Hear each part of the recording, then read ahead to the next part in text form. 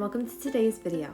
In this video, I'm going to be sharing with you guys 5 easy vegan crock-pot freezer meals that you can have ready in your freezer, dump in the crock pot, and have an easy meal on hand whenever you need it.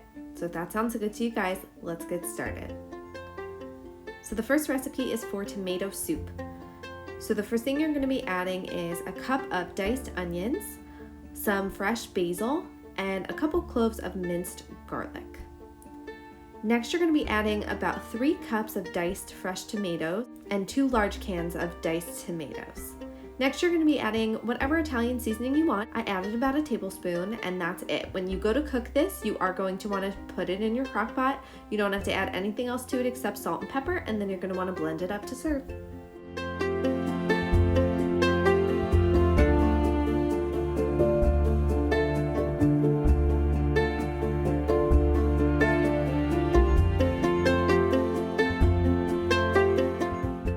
The next recipe is for korma. So the first thing I'm going to be adding is a cup of diced onions and then 2 16-ounce bags of frozen cauliflower and 1 16-ounce bag of frozen mixed vegetables. I'm going to be adding a cup of frozen peas and 1 can of unsweetened coconut milk.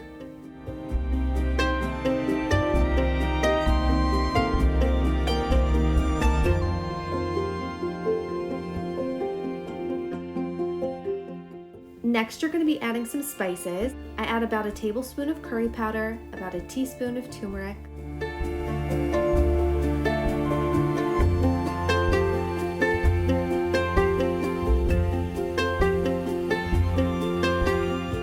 about half a teaspoon of harissa,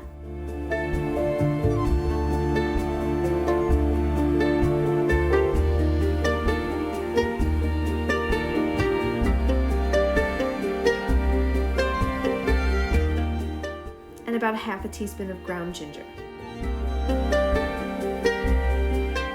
Next, you're just going to add some salt and pepper to taste.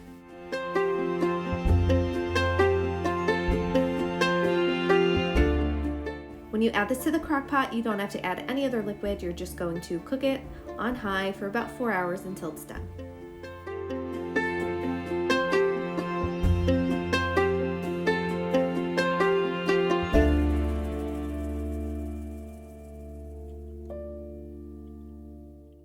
The next recipe is for aloo palak.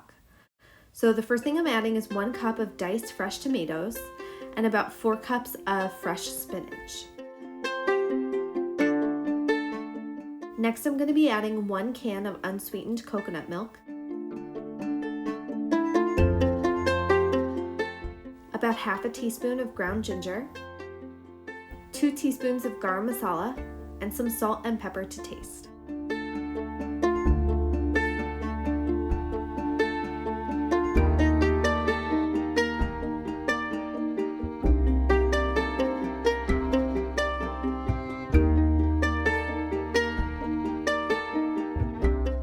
I'm going to be freezing this along with a bag of roasted potatoes, so I'm just gonna cook off those potatoes in the oven and then cook the sauce in my crock pot and then mix it all together when everything's done. But you could always cook the potatoes fresh.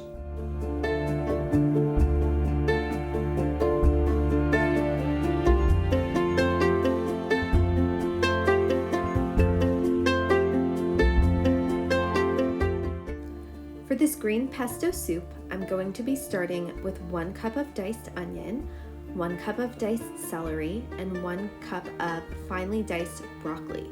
I'm going to be adding 2 chopped zucchini, about a cup of chopped parsley, and about 2 cloves of minced garlic.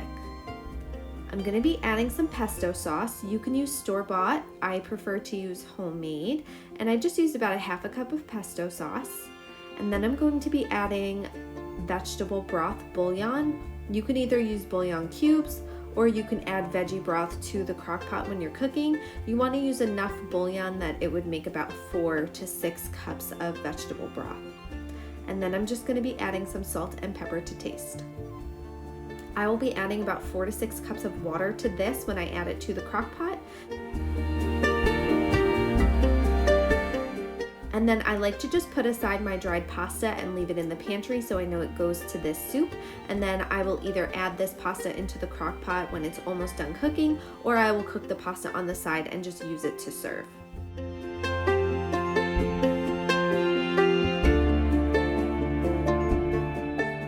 Next, I'm going to be making this deep green lentil stew.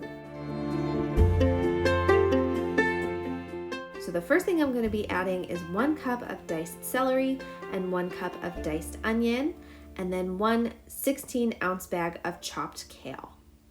Next, I'm going to be adding about 1/2 cup of scallions and parsley and about 2 cloves of minced garlic. I'm going to be adding 2 cups of parboiled potatoes. You can also use like frozen cubed hash brown potatoes. And then 1 cup of dried brown lentils washed and sorted through. I'm going to be adding the zest and juice of a lemon.